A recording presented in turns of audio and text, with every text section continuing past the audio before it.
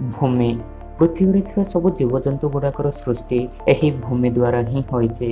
ଏହି ବିଶ୍ୱରେ ଆମ ଭୂମି ପରି ଗ୍ରହ ଅନ୍ୟ କିଛି ନାହିଁ। ତେବେ ଏହି ସ୍ପେସିଆଲ ଗ୍ରହକୁ ଫ୍ୟୁଚରରେ କ'ଣ ଇଫେକ୍ଟ ହେଲେ କ'ଣ ହୁଏ, ମଣିଷମାନେ ସବୁ କିପରି ବଞ୍ଚନ୍ତି, ଏପରି ପ୍ରୋବ୍ଲେମରୁ ରକ୍ଷା ପାଇବା ପାଇଁ ବୈଜ୍ଞାନିକମାନେ ଚେଷ୍ଟା କରୁଛନ୍ତି। ଭୂମିକୁ କ'ଣ ପ୍ରୋବ୍ଲେମ ହେଲେ ଲୋକମାନଙ୍କୁ ଥିବା ବେଷ୍ଟ ଅପସନ୍ ମୁନ୍ ଏବଂ ମାର୍ସ। କିନ୍ତୁ ଆମେ ତାହା ଉପରକୁ ଯିବାର ଅଛି ମାନେ ପ୍ରଥମେ ଆମେ ସ୍ପେସ୍ରେ କିପରି ବଞ୍ଚିବାର ଅଛି ଶିଖିବାକୁ ପଡ଼ିବ। ସୋ ସ୍ପେସ୍ରେ ଆମ ଜୀବନ କେମିତି ଥିବ, ଆମେ ସ୍ପେସ୍କୁ କେମିତି ଯାଇପାରିବା, ସ୍ପେସ୍କୁ ଗଲା ପରେ ସେଠାରୁ ରିଟର୍ନ କେମିତି ହେବା, ଏପରି ସବୁ ପ୍ରଶ୍ନର ଉତ୍ତର ଏହି ଭିଡ଼ିଓରେ ଜାଣିବା। So let's get started.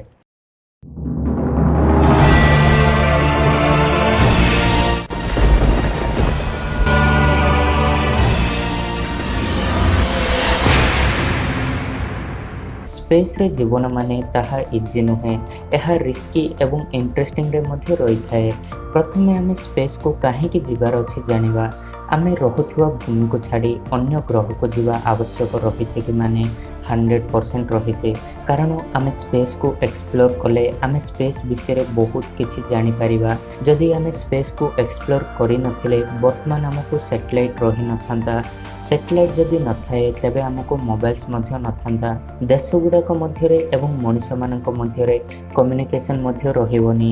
ସେଥିପାଇଁ ଏହି ସ୍ପେସ୍ ଏଜେନ୍ସିଜକୁ ସ୍ଥାପନ କରି ରିସର୍ଚ୍ଚ କରୁଛନ୍ତି।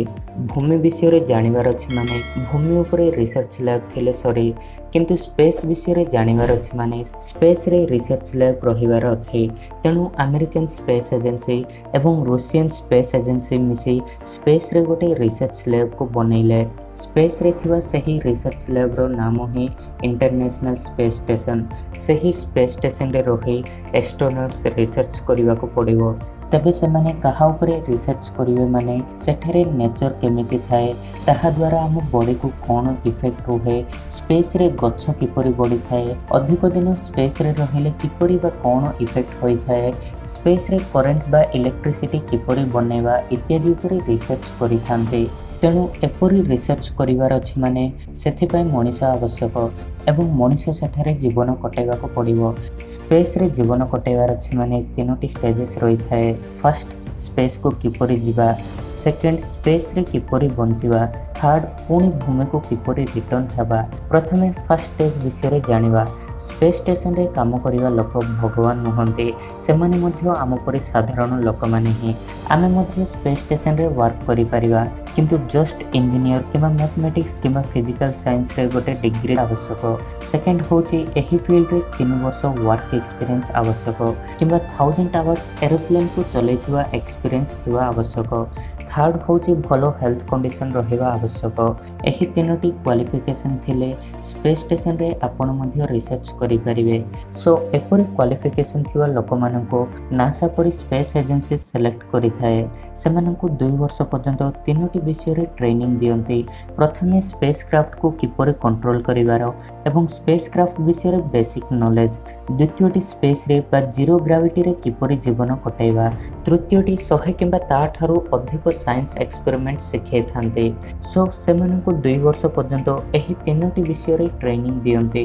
ଏହି ଟ୍ରେନିଂ କମ୍ପ୍ଲିଟ୍ ହେଲା ପରେ ସେମାନଙ୍କୁ ଇଣ୍ଟରନ୍ୟାସନାଲ ସ୍ପେସ୍ ଷ୍ଟେସନକୁ ପଠାଇଥାନ୍ତି। ସୋ ମଣିଷକୁ ସ୍ପେସ୍କୁ ପଠାଇବା ପାଇଁ 2 ଟାଇପ୍ସ ଅଫ୍ ସ୍ପେସ୍ କ୍ରାଫ୍ଟକୁ ୟୁଜ୍ କରନ୍ତି। ଗୋଟେ ସ୍ପେସ୍ ସଟଲ୍ ଯାହାକି ଆମେରିକାର, ଦ୍ୱିତୀୟଟି ସୋୟୁଜ୍, ଏହା ରୁଷିଆର। ସ୍ପେସ୍ରେ ଟ୍ରାଭେଲ୍ କରିବା ଆମେରିକାନ୍ସକୁ ଏଷ୍ଟ୍ରୋନଟ୍ସ କୁହନ୍ତି, ସ୍ପେସ୍ରେ ଟ୍ରାଭେଲ୍ କରିବା ରୁଷିଆନ୍ସକୁ କସ୍ମୋନଟ୍ସ କୁହନ୍ତି। ଯଦି ଇଣ୍ଡିଆନ୍ସ ସ୍ପେସ୍ରେ ଟ୍ରାଭେଲ୍ କରନ୍ତି ତେବେ ସେମାନଙ୍କୁ ଭ୍ୟୁମନଟ୍ସ କୁହନ୍ତି। ନା ଯାହା ହେଉ କି ତାଙ୍କ ପ୍ରଫେସନ୍ ଗୋଟେ ହିଁ, ଯାହାକି ସ୍ପେସ୍ରେ ଟ୍ରାଭେଲ୍ କରିବା। ବର୍ତ୍ତମାନ ଏହି ଭେହିକେଲ୍ ଆକାଶରେ ଥିବା ସ୍ପେସ୍ ଷ୍ଟେସନକୁ କନେକ୍ଟ ହେବାକୁ ପଡ଼ିବ।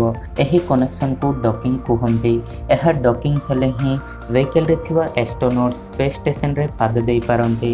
ସୋ ବର୍ତ୍ତମାନ ଏହି ସ୍ପେସ୍ କ୍ରାଫ୍ଟ ଯାଇ ସ୍ପେସ୍ ଷ୍ଟେସନକୁ କିପରି କନେକ୍ଟ ହୋଇଥାଏ ଜାଣିବା।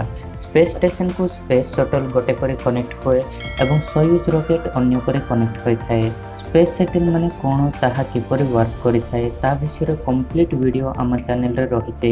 जदि सही वीडियो को आपण देखि नांती तेबे डिस्क्रिप्शन रे लिंक अछि देखंतु। वर्तमान सोयूज रॉकेट स्पेस स्टेशन को किपरि कनेक्ट हुए जानिबा। सोयूज रॉकेट लॉन्चिंग पैड रे रेडी करी रखंती। रॉकेट को थिवा टेल सेक्शन रे चारोटी थ्रस्टर्स रही थाए। मिडिल रे मेन इंजन थ्रस्टर रही थाए। रॉकेट ऊपर भाग रे सोयूज कैप्सूल रही थाए। सही कैप्सूल रे ही एस्ट्रोनॉट्स रही थांती। सही कैप्सूल चारि दिगरे कवरिंग थिवा द्वारा ताहा हमको पदाको देखा जाए नाही। एहा ही सोयूज रॉकेट रो मुख्य कंपोनेंट्स। टेल सेक्शन रे थिवा चारोटी थ्रस्टर्स रॉकेट को अधिक एनर्जी देवा पई यूज होई थाए। एहा ऊपर को जीवा 100 किलोमीटर परे रॉकेट रो अलगा होई समुद्र रे पड़ी जाए कारण पवन रो फ्रिक्शन सेठी पर्यंत रही थाए। सही फ्रिक्शन को ओवरकम करिया पई रॉकेट अधिक एनर्जी यूज करि थाए। सही समय रे मेन रॉकेट इंजन सेपरेट होई सोयूज कैप्सूल बाहर को आसथाए। एही कैप्सूल तले छोट थ्रस्टर्स रही थाए। ताहा द्वारा ही कैप्सूलटी इंटरनेशनल स्पेस स्टेशन सह डक होई थाए। रॉकेट कर्व शेप रे जिबार कारण कौन माने वर्टिकली जीव जदि अर्थ ग्रेविटी को ओवरकम करिवा पई अधिक फ्यूएल आवश्यक होई थाए तबे डेस्टिनेशन पॉइंट को रीच हुआ पूर्व ही फ्यूएल सरी जाए किंतु हॉरिजॉन्टल पाथ रे गले अर्थ ग्रेविटी रॉकेट उपरे कम रही थाए एवं अर्थ ग्रेविटी द्वारा फ्यूएल नथिले मध्य भूमि चारि दिगरे रोटेट होई पारे सेतेबेले कम फ्यूएल रे अधिक डिस्टेंस जाई पारे। वर्तमान आपन को एत बड़ स्पेस रे करेक्टली स्पेस स्टेशन को चिन्हट करी कैप्सूल किपरि डक होउची बोली डाउट आसपारे ताहा ही टेक्नोलॉजी एठारे मैथमेटिक्स बहुत यूज होई थाए। स्पेस स्टेशन जोंटी रहिची ताको एग्जैक्टली कैलकुलेट करी रॉकेट को लॉन्च करंती। टोटली 4 थरो सोयूज कैप्सूल भूमि चारि दिगरे बुली स्पेस स्टेशन को डक होई थाए। एही प्रोसेस कंप्लीट हेबा को टोटल 6 आवर्स होई थाए। कैलकुलेशन रे छोटो मिस्टेक कोन हेले डक हेबा पे बेले बेले 2 to 3 डेज होई थाए। वंस सोयूज कैप्सूल डक हेबा संगे कैप्सूल रे थिबा एस्ट्रोनॉट स्पेस स्टेशन रे पाद दियंती। कैप्सूल भितरे एस्ट्रोनॉट सह फूड सप्लाई मध्ये होई थाए।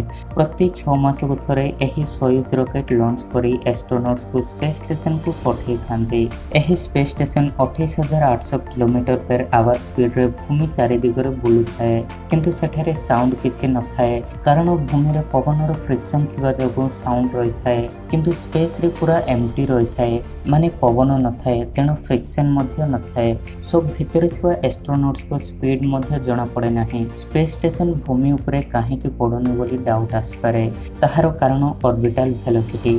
स्पेस स्टेशन की 450 किलोमीटर हाइट रे 28,800 किलोमीटर पर आवर स्पीड रे भूमि चारि दिगरे बुलु थाए। सही हाइट रे सेतिकी स्पीड रे बुलुथवा कौनसी वस्तु को भी अर्थ ग्रेविटी तल को टाणी पारे नाही। एही कारण रो स्पेस स्टेशन तले पडुनी। जदि 40,000 किलोमीटर पर आवर वेलोसिटी सह स्पेस स्टेशन बुलु थाए तेबे अर्थ ग्रेविटी स्पेस स्टेशन ऊपर काम करिवनी ताहाको ही एस्केप वेलोसिटी कहंती। सही समय रे स्पेस स्टेशन भूमि रो ग्रेविटेशनल फोर्स रो एस्केप होई जाए एवं जहा द्वारा कि भूमि चारि दिगरे स्पेस स्टेशन बुली पारिवनी। स्पेस स्टेशन स्ट्रेट लाइन रे न जाई काहे कि भूमि चारि दिगरे बुलुची बोली आपन को डाउट आसपारे ताहारो कारण ग्रेविटी। अर्थ रो ग्रेविटी ताको तळे पकाय नाही कि स्ट्रेट लाइन रे जीवा को मध्य दिएनी। जो वस्तु हो कि ता चारि दिगरे बुलिला परे भूमि करि पारे ऊपर को गला परे अर्थ रो ग्रेविटी जीरो होई जाए बोली अधिकांश लोक भाबंते किंतु ताहा रॉन्ग। डिस्टेंस बढ़ुथिले अर्थ रो ग्रेविटी कमु थाए किंतु कोनोसी प्लेस रे जीरो हुएनी। कोनोसी ऑब्जेक्ट स्पेस रे मोशन करूछि माने ताहा को डिस्टर्ब न करिवा पर्यंत ताहा अर्थ चारि दिगरे बुली रही थाए तल को पड़े नहीं कि ऊपर को मध्य जाएनी। फॉर सपोज भूमि रे पवन नथिले से समय रे आपण कोनोसी बॉल को हॉरिजॉन्टली फिंगिले ताहा तल को पड़े नहीं ताहा ऊपर को ही ट्रैवल करि थाए। आपण सही बॉल को डिस्टर्ब न कला पर्यंत आपण जत्ते स्पीड रे सही बॉल को फिंगिले सेम सेतिकी स्पीड रे ही भूमि चारि दिगरे बुलु थाए ताहा ही अर्थ ग्रेविटी रो स्पेशल फ्यूचर। सो स्पेस रे मध्य अर्थ ग्रेविटी एपरे ही वर्क करि थाए। अन्य एक बेस्ट एग्जांपल होची मून। ताहा ग्रेविटी द्वारा तळे पड़िबो नाही कि ऊपर को जाए नाही। स्पेस स्टेशन टी गोटे दिन रे 16 थर भूमि चारि दिगरे बुलु थाए माने स्पेस स्टेशन रो एस्ट्रोनॉट्स प्रतिदिन 16 थर सनसेट एवं सनराइज देखि थांते। एही मिनिट एही सेकेंड रे स्पेस स्टेशन केउटी अछि आपण मध्ये जानि परिबे। तळे डिस्क्रिप्शन रे गोटे वेबसाइट लिंक अछि ताहा ओपन कले स्पेस स्टेशन केउटी अछि मैप्स ऊपर लाइव देखे थाए। सो बर्तमान एस्ट्रोनॉट स्पेस स्टेशन भितर अछंती सेठारे सेमाने किपरि रुकंती जानिबा। सेठारे ग्रेविटी पूरा कम रही थाए। फर्स्ट मॉर्निंग उठिवा संगे ब्रश करिवार अछि किंतु सेमाने नॉर्मल पेस्ट यूज करंती नाही कारण नॉर्मल पेस्ट यूज कले सेमानकु स्प्लिट करिवा को पड़िबो किंतु एस्ट्रोनॉट्स मानकर स्पेशल पेस्ट यूज कले सेमानकु स्प्लिट करिवा आवश्यक नाही। नेक्स्ट बाथिंग प्रथमे सेमाने लिक्विड सोप को लगै थांती। नेक्स्ट वाटर को लाइटली पकई बॉडी क्लीन करंती। वाटर छोट छोट पैकेट रे रही थाए। सेठरे वाटर बहुत कॉस्टली तेणु सेमाने यूरिन को मध्य रिसाइकिल करी यूज करंती। नेक्स्ट सेमानकर खाद्य ताहा मध्य पैकेट्स रे ही रही थाए। ग्रेविटी नथिले खाइबाटा स्टमक को किपरि जाय बोले भावंतुनी कारण वंस माउथ भीतर को फूड जीवा संगे रिमेनिंग वर्क आम बॉडी ही देखे। स्पेस स्टेशन रे सोइबा पय कम प्लेस ही रही थाए। रिवर्स रे थिले मध्य तुमको नॉर्मल रे रही थाए। आपनको डेली फिजिकल वर्क किछि नथिबा द्वारा बोन्स वीक होई जाय तेणु रेगुलरली एक्सरसाइज करिवार अछि। थ्रेडमिल को अटैच करी रनिंग करिवा को पड़िबो। आपण कांदिले मध्य आखिरो लोह तळे पड़े नाही। वर्षा को देखि परिबो नाही। नॉर्मली एस्ट्रोनॉट्स 6 मास स्पेस स्टेशन रे रही थांते तापर पुणी स्पेस को रिटर्न होंते।